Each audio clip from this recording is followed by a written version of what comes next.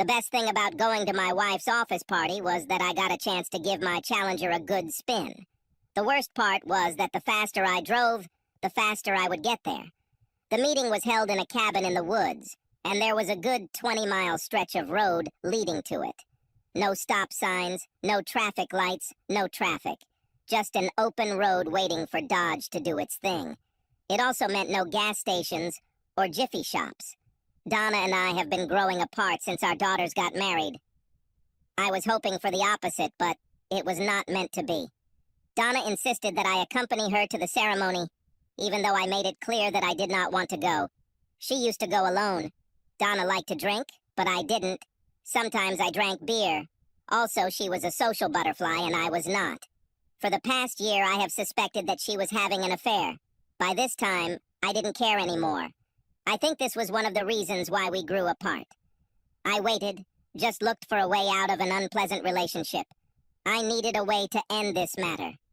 I must admit that it was probably because of me that my wife decided to look for lush pastures.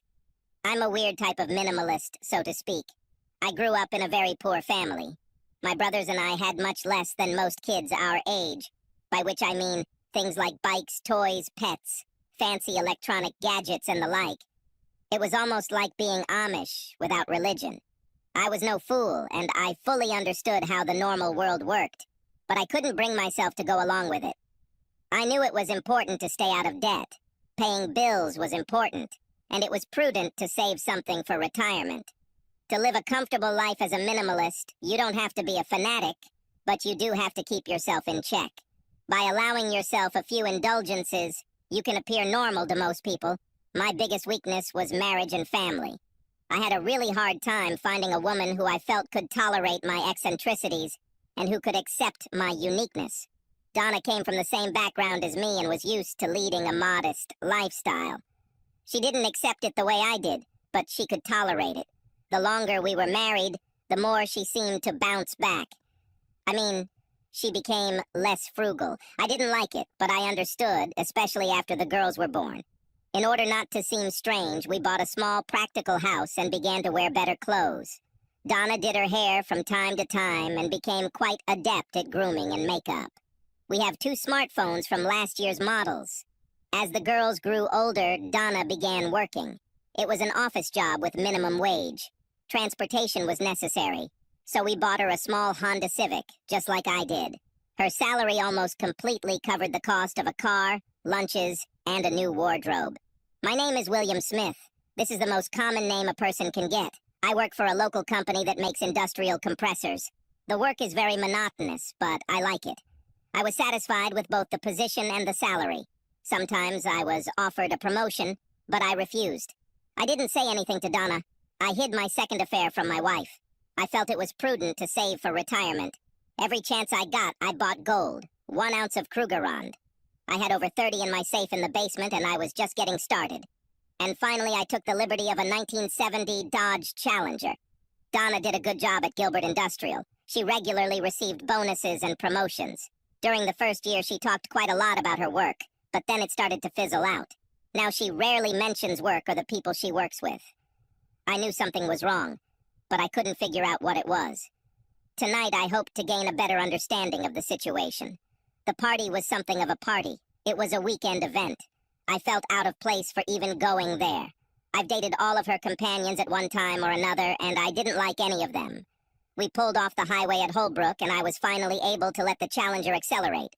Donna was uncomfortable with the speed, but she held her tongue. Yes, I was speeding, but I didn't care. Bill, why such a rush? We have enough time to get there. Why don't you slow down a little? I'm not eager to get there.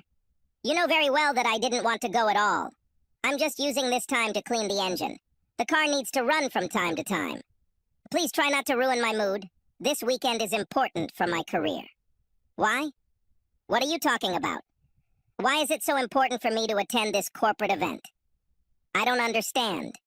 Bill, you need to fully understand my new position in the company so that you can give me the attention and support I need to do my job.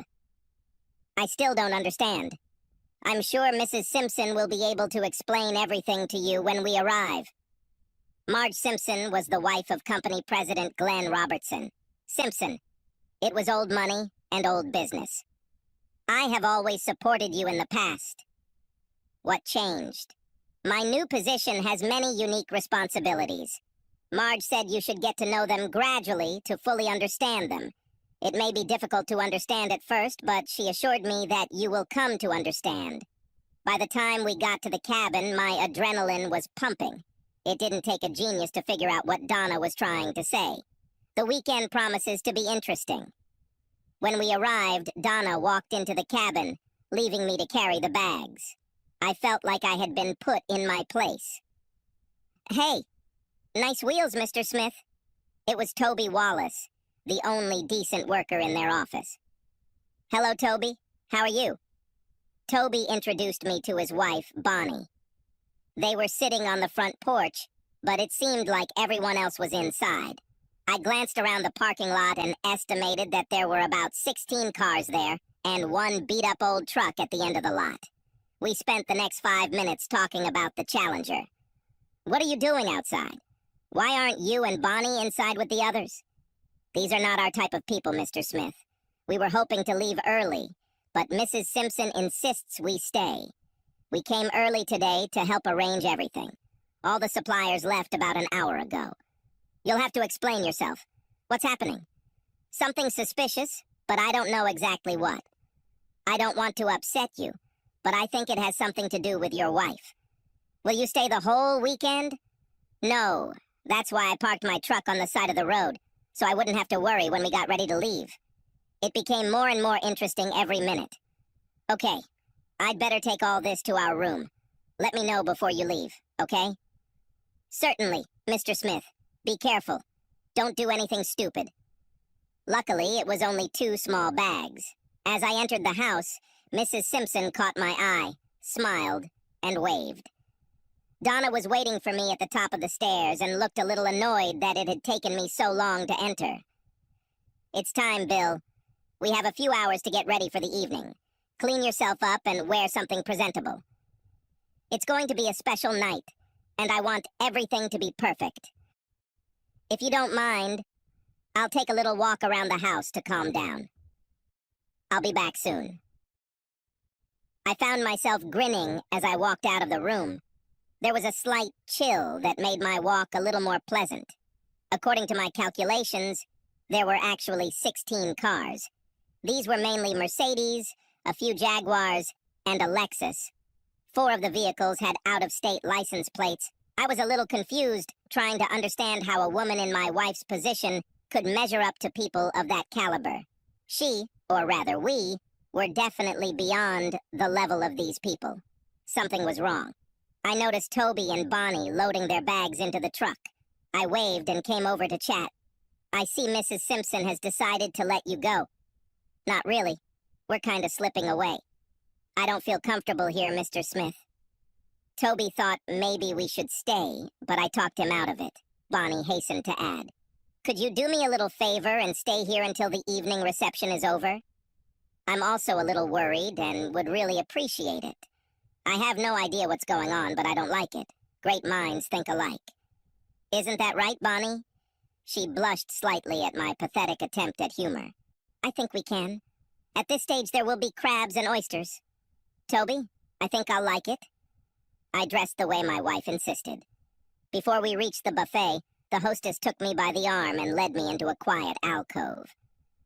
"We're so glad you decided to come tonight to support Donna. This is a big step in her career, and it is important that she has your full support. The increase in salary and benefits is very significant, and I am sure you will be pleased with it. Forgive me for asking, but what position are we talking about?" Donna was a little cagey. When I ask her about it, she usually just shrugs it off and tells me to wait until the evening. "It's okay, William. I think she just wants to surprise you." "You did not answer my question. There is no official name. I guess you could just say she's a personal assistant." "Understand. Well, the buffet looks good. Thanks for the explanation, Mrs. Simpson. Marge. Please call me Marge." I spent the next hour or so trying everything on the line. Donna was busy socializing with important people, so Toby, Bonnie, and I were able to spend a little more time together. We were just packing when Mrs. Simpson arrived. William, Donna said that you arrived this evening in your sports car. I was wondering if you could take us on a little drink run. I smiled and nodded. There are 3 cases of wine at the ABC store in Holbrook. They're already paid for, so all you have to do is come and pick them up. There shouldn't be any problems, but if there are, just call me. Be sure to take your phone with you. I'll be glad, Marge. I'll let Donna know and go. When she left, I looked at Toby. Meet me outside in 5 minutes. Donna just smiled when I told her that Mrs. Simpson had asked me to help. Her only comment was, "Don't forget your phone." It's interesting that they both emphasized the same thing. Toby, I need a favor. He smiled when I tossed him the keys to the Challenger. Are you serious? Go to Holbrook and buy 3 cases of wine at ABC for Mrs. Simpson. I have a feeling there might be some problem that will cause a delay, if you know what I mean. Toby smiled and nodded. Here's my phone. Just put it on your dashboard. If he calls, don't answer. Whatever you do, don't turn it off. Questions? How long do you want us to stay away? At least 2 hours and top up with gas before you head back. Enjoy. It was a little chilly outside, but I took the precaution of wearing a comfortable jacket. Now all I could do was wait and watch. From various places on the back porch, you could see most of the inside of the house.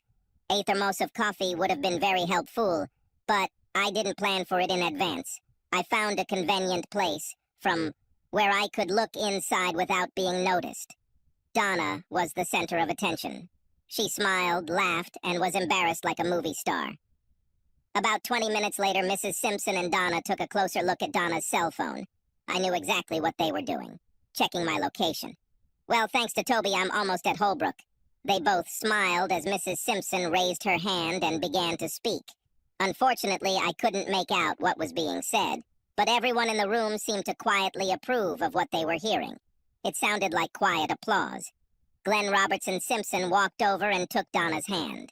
They started up the main stairs and stopped. He raised his hands and hers in the air as if in a victory salute, and they both laughed. As they walked up the stairs, I heard cheers in the room. There was about an hour and a half left before the Challenger returned. I decided to take my time and enjoy life. I always had with me my trusty penknife of good steel with a sharp blade. I looked around and decided that I would start with the cars closest to the house. I was in no hurry. There was nowhere to rush. I carefully placed each valve stem in my jacket pocket. I didn't want to lose anything, and I didn't want to litter the Simpsons' driveway. 16 cars and 64 valve stems. I had almost an hour left. What to do? What to do? 4 cars were locked. All the others were open, so I started again with those closest to the lodge and removed the sign-up sheets. Some were in the visors, but most were in the glove compartments. I had no idea what I would do with them, but I thought they might come in handy in the future. There were still 30 minutes left before Toby returned.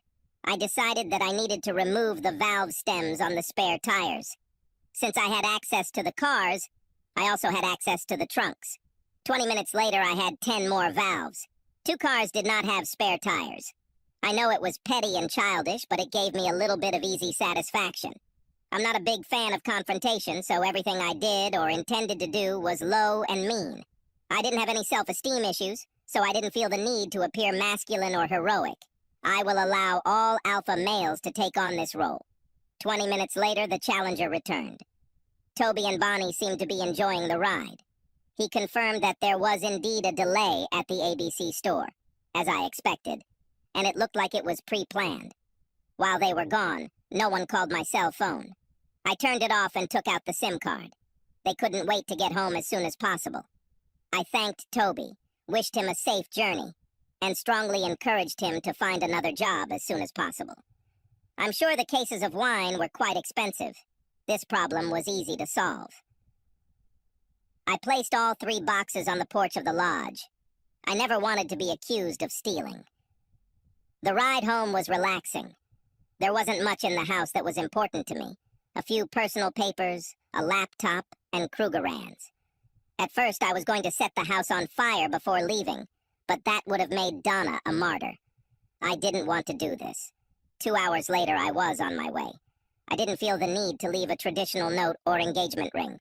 Let her figure it out herself. I was in no hurry and had no goal in mind. I drove for 2 days. On Monday morning, I called work and warned. I asked that my last check be sent to my parents in Carlisle.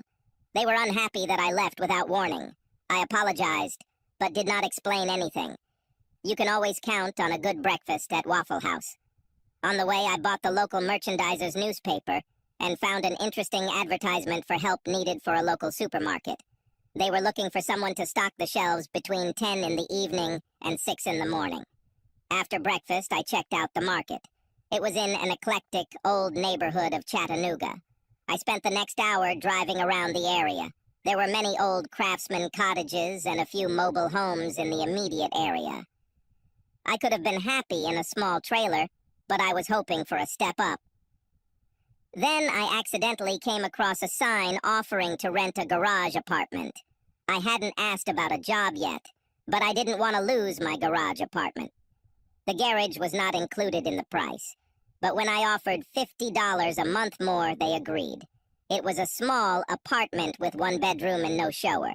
It was furnished haphazardly, a bed, a chest of drawers, a table and chairs. The rent was normal and the location was suitable, so I took it. I'll solve the bathroom problem later. At least I had a garage for the Challenger. The situation in the supermarket was somewhat different. They had a lot of applicants, but not so many that they felt comfortable leaving them alone in the store overnight. I explained my situation to the owner and did not mince words. What finally sealed the job for me was that I offered to work menial jobs without any benefits, and for $1 less than they wanted to pay. They didn't even ask for my social security number. I was happy, and they were happy. It was a 10-minute walk from the apartment. I spent the rest of the day settling into my new home. The landlord gave me the access code to his internet, which was nice. After a short trip to the local Goodwill, I had some kitchen supplies and a small microwave. I also have linens and cleaning supplies. That evening, I canceled my insurance policies. I decided not to bother with bank or credit cards. Who knows how they can do harm? Both of our daughters were married. This made my departure a little easier. There are no grandchildren yet, but I'm sure it won't take too long. I called my daughter Lara and told her that I was okay. I asked her to be ready to help her mother if necessary. Lara knew I had left, but Donna didn't give her any other information. She promised to tell her sister Linda the news. I deleted all calls from my wife and turned off the phone again. I needed to take a shower. Maybe tomorrow. Not everything was perfect. I needed to find a safe place for my gold. I know that what I had was not considered significant, but it was important to me. For some strange reason, I got a safe in Huntsville, Alabama. I hoped they wouldn't associate him with me in Chattanooga. Of course, I was completely wrong, but I wanted to at least try. The drive was almost 2 hours, but that's what I decided.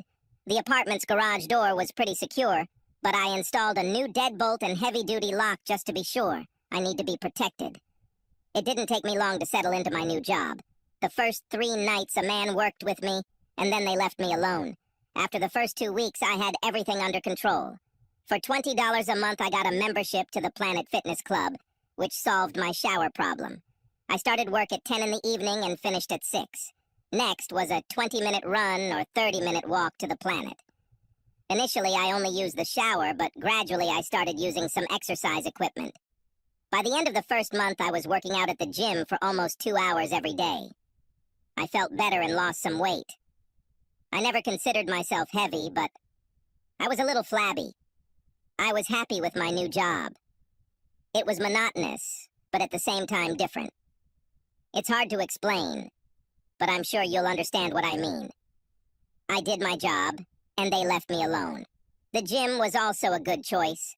I decided which exercises I liked and which ones I should avoid. I didn't have a TV, but I did have a used desktop computer with a good monitor.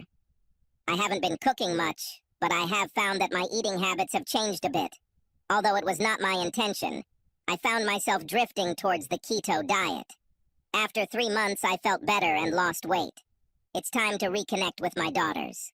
This time I called Linda. "Hello, Linda, this is your father." "Well, it's time. We were all worried about you. Are you okay? Yes, everything is fine. Do not worry about me. I've always been able to take care of myself. I'm only calling to make sure your mom is okay. Mom is doing great. It looks like she got a promotion at work and loves her job. She is, however, very angry with you. She said you left her at a promotion celebration and then left home like a resentful little boy. These are the words she used. She said that you are jealous of her success. I'm very sorry, but I can't add anything to this. Until she's ready to tell you the truth. That's all I have. She said that without your income, things are difficult, but with her increase, she can cope. Well, I'm happy for her. Did she tell you anything about her new job?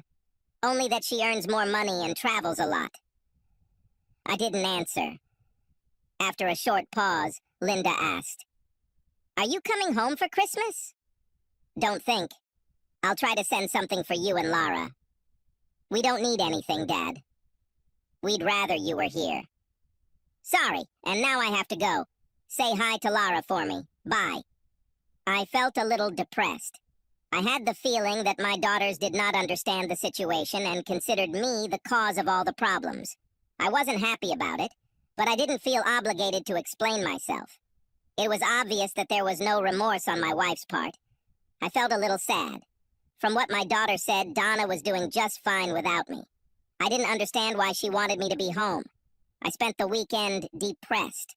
My beer consumption increased. As the weeks passed, I found that things were going well. I did a good job and got a promotion I didn't expect. They gave me complete freedom to carry out my duties, and in a very short time, I had streamlined and improved the replenishment system. The store's general computer system already did this, but they seemed to appreciate manual input. My living conditions were ideal for my situation and well within my budget. My weight dropped, and I started building muscle. With the right lighting, I began to look at the six-pack with skepticism. I stopped shaving and now had a full head of hair, long enough to make a small ponytail. My whole image seemed to change, and I seemed a little scared. My gym workouts were getting easier and a little longer. An unexpected side effect was that I also made some friends at the gym. In fact, they were not friends, but rather acquaintances. I was very careful with women because I didn't want any problems. With guys, it didn't matter. In fact, we regularly joked with each other. However, one very unusual alliance arose. Her name was Harry, or at least that's what everyone called her. She was not very friendly and rarely spoke to anyone. I turned out to be an exception. She came there every morning and worked for at least 2 hours. This was an intense workout, not fancy yoga. I guessed she was about 45. She was tough-looking and always wore sweatpants and a sweatshirt. All the other women showed off their bodies in tight latex and skimpy outfits. Not Harry. I was the only male in the entire cage that she talked to or even looked at. I didn't encourage her, but I didn't drive her away in any way. To be honest, I was a little flattered.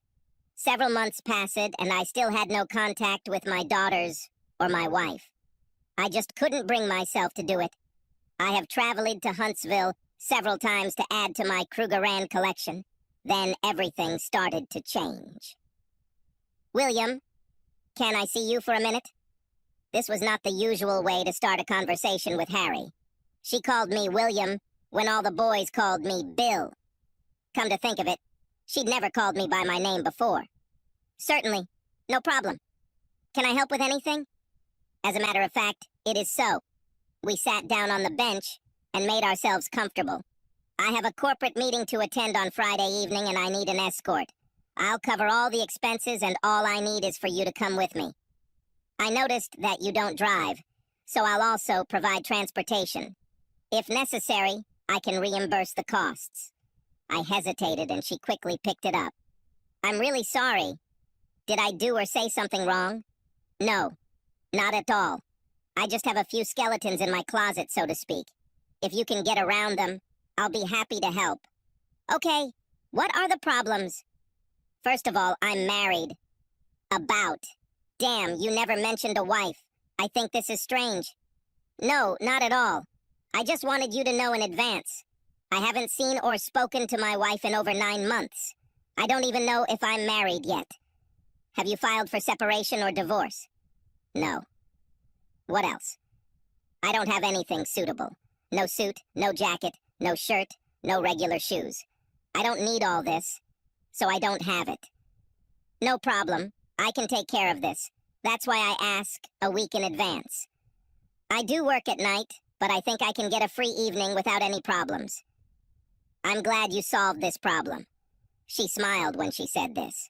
And what else? Do you want me to shave? William, I like your beard and hair, but to be honest, you're a little scruffy. Would you mind if my stylist examined you on Friday afternoon? Stylist. She smiled, and I groaned, and nodded that everything was okay. Thus began my relationship with Harry, known professionally as Harriet Parker, barrister. On Tuesday, I found myself in Josa Banks. Not a top-notch establishment, but a step above anything I've ever been to. Harry arranged my visit in advance.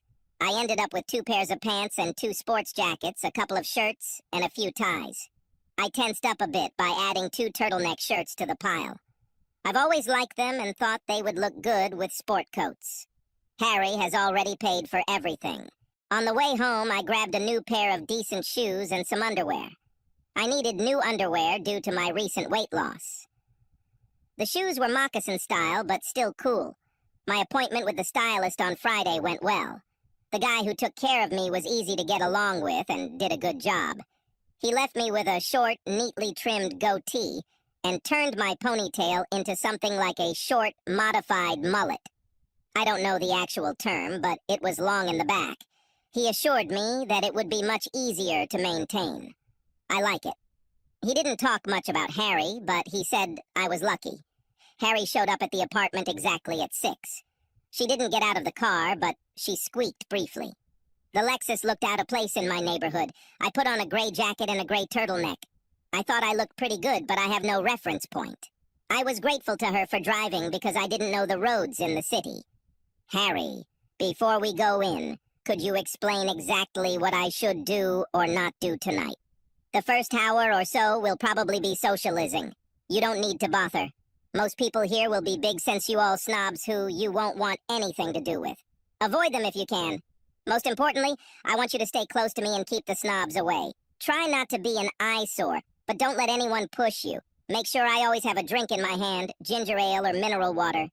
Be friendly and pleasant and don't lose your cool. Let them think that we are a couple. I never considered myself that kind of guy. I don't have much experience in such matters. Can you handle it? Still would. Will there be food there? In about an hour, we'll each get a plate of $500 rubber chicken and hear some speeches. When this is over, they will give you something else. By the way, you look good. It was at that moment that I realized that I had not complimented her on her dress or her hair.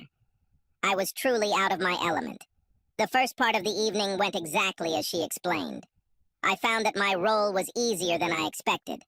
The room was full of single men, all wearing expensive suits and large watches.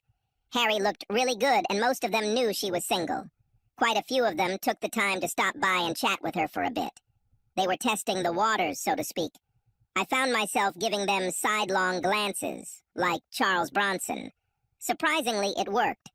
Every time I left her side to refresh her drink, another vulture swooped down. Some of them brought her drinks, which she calmly handed over to me for me to dispose of. Harry looked at me a couple of times and seemed to smile. Finally, we sat down. 300 chicken dinners came out of nowhere. It was a miserable plate. I'm not what you'd call a picky eater, but this was something completely different. I kept thinking about $500. Harry leaned towards me. William, do you want to leave this place? I didn't answer her. I just stood up, took her hand, and we quietly left. I don't think anyone even noticed. When we entered the garage, she kicked off her shoes and tossed me the keys to the Lexus. Find us some real food, William. 20 minutes later, we were at Hillbilly Willie's. We each had a full plate and a glass of beer. While we were eating, I noticed one unusual thing. Her evening dress had long sleeves. Most women's dresses had short sleeves or no sleeves at all. Besides, she was barefoot, and it didn't seem to bother her at all.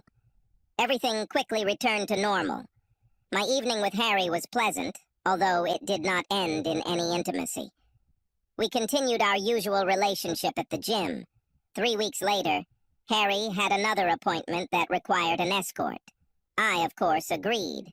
I felt obligated to explain the situation to my boss, and he found it quite funny. Under the circumstances, he told me that there would be no need to ask for permission to leave. Just leave him a note. He more or less told me that I was responsible for my own time and should treat it as such. Our second night was similar to the first, except there was no food and there was more drinking. More booze meant more lizards scurrying around. Every second guy who approached her brought a fresh drink. I spent most of the evening collecting and disposing of unwanted glasses. One of the most obnoxious guys has finally gotten to me. I took him aside and quietly told him that if he pestered my fiancée again, I would clean his face. He disappeared for the rest of the evening. Like many other scum, I had no idea I had become so formidable. After the meeting, we went out for sushi, but ended up eating $40 worth of sashimi. It was another fun, platonic evening. 2 days later, Harry surprised me while I was rowing. "Why didn't you tell me we were engaged?" I was a little embarrassed when one of my colleagues asked me about it. She didn't wait for an answer, but smiled. I called Laura. She said Donna avoided her, and Linda. All Laura knew was that Donna traveled a lot, and that people regularly stayed at the house. I asked her if her mother had filed for divorce, but she had no idea. It had been several weeks since he and Linda had spoken with Donna. For some reason, I got angry. The more bottles I emptied, the worse it became. The next morning, I sent 74 valve stems to Glenn Simpson at Gilbert Industries. I included a short note. "Thank you for a cheerful evening." More than a year has passed since that party, but I was sure that he remembered it.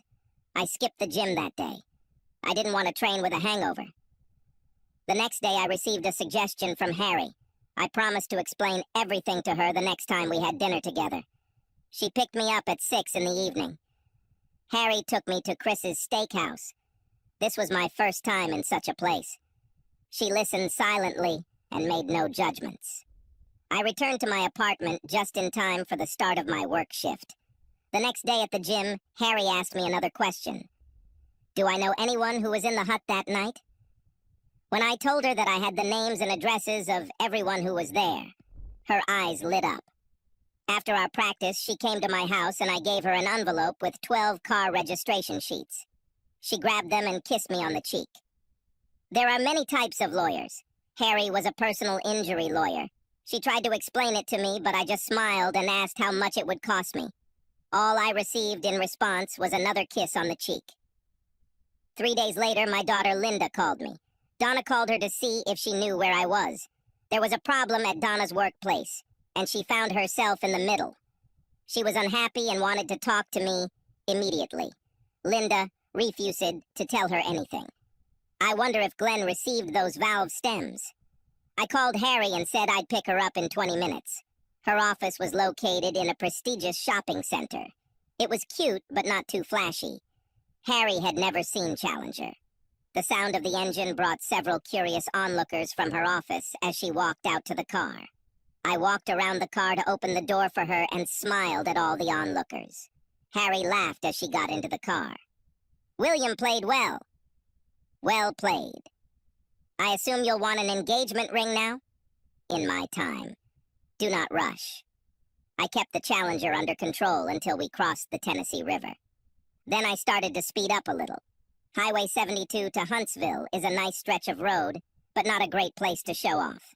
2 hours later, we were already sitting in dreamland. "William, all the people who were in the hut that evening were served today."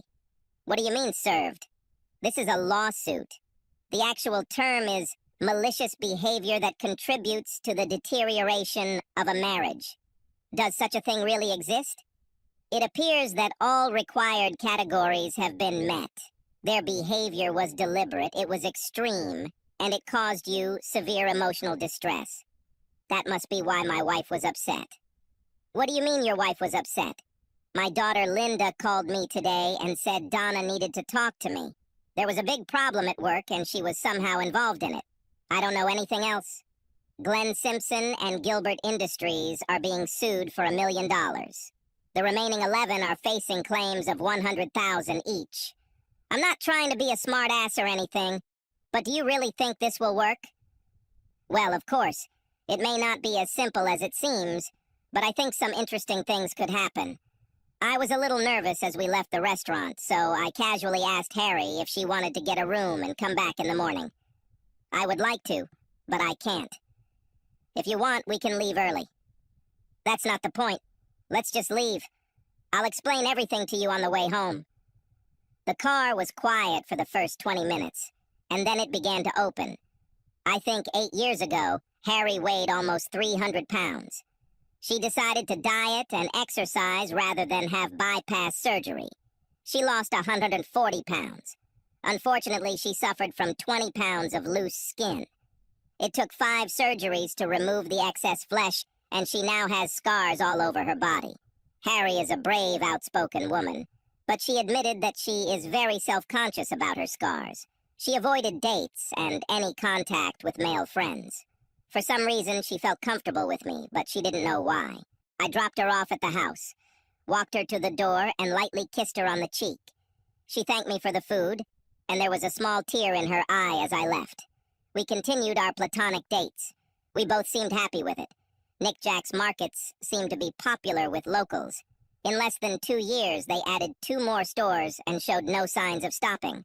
The owners were serious when they offered me a full-time position as inventory manager for all 3 units. However, they insisted that I become a permanent employee, which meant that I had to become fully legal. At this point, it didn't matter anymore, so I agreed. Harry was happy, and so was I. Several more weeks passed. I didn't hear anything from my daughters for quite some time, and then I received a short message. Mom was fired. This made things a little more complicated. Now I had a regular job with a decent salary, and Donna no longer worked. At this point, I was afraid that I would end up being punished in a divorce. William, I have some good news for a change. Harry was serious, but I was all ears. 3 of the 11 people we sued settled the case. What does it mean? Since we only filed a claim for $100,000, the insurance companies advised them to just pay and avoid a public trial.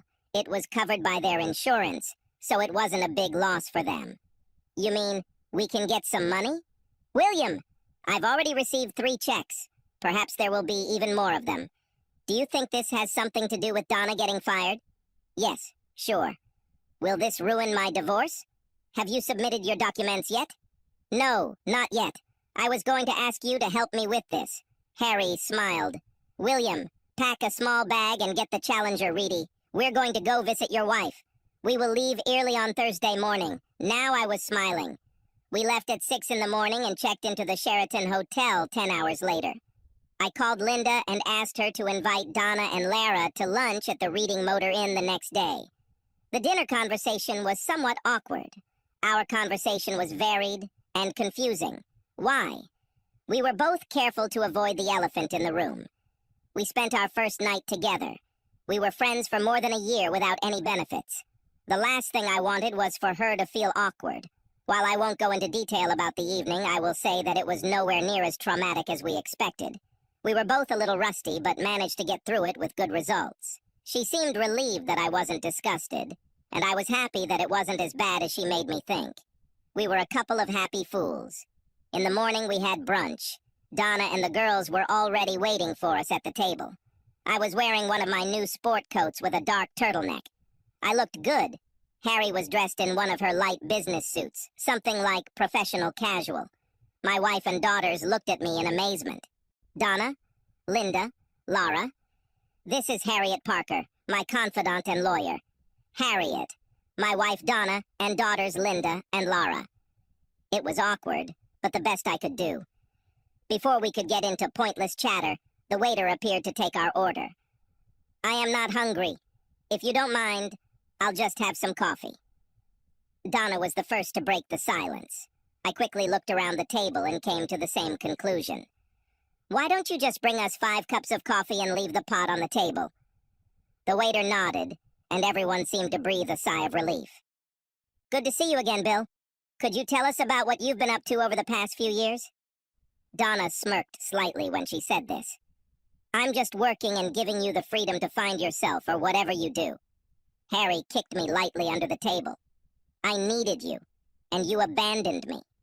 Perhaps you needed someone, but not me. Mother, Dad, give it up. I'm sure you didn't arrange this meeting just to sit around and tease each other. Dad, why are we here? Linda was very persistent. I saw that it would be a very short meeting. I was at a loss. I glanced at Harry, searching for some clue on how to move forward. She ignored me, but took over the conversation. Harry reached into her purse and pulled out an envelope. She handed it across the table to Donna. Mrs. Smith, this is a divorce petition. I think you will find this very fair. I suggest that you take it to your lawyer and have him look at it. Lara and Linda looked amazed. It was clear that they did not expect this. Donna, however, was smiling widely.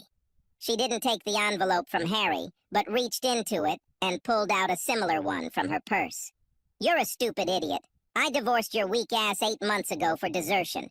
You never received a copy because I didn't know where to send it. This is final. In any case, you have nothing that I would pretend to have. Her smile turned into a wide grin. The waiter returned with our coffee and a full vase for the table, just as Donna stood up. She smiled at Harry and me and looked at the girls strangely before walking away. She left both envelopes on the table. Dad, can we stay for lunch? I heard they have very good quiche here, asked Lara. Harry and I laughed and asked the waiter to bring us the menu. Harry, Lara, and Linda had a great lunch and conversation. I felt like I was eating alone. I've never understood women too well. The girls exchanged phone numbers and promised to keep in touch. Returning to the room, I began to pack my things. William, I thought we would stay one more night. Yes, but not here. Hurry up and get ready. An hour and 30 later, we were in Elkton, Maryland. After another 30 minutes, Harriet Parker had become Harry Smith. We spent the night in Luray, Virginia. We have a house with a 3-car garage. That's another story. The girls said Donna had a fit when she found out I received over $2 million from Gilbert Industries. Donna moved to Iowa. I do not know why. Subscribe to our channel so that your second chaff doesn't cheat on you, and go ahead and listen to the next story, because this story is nothing compared to the next one.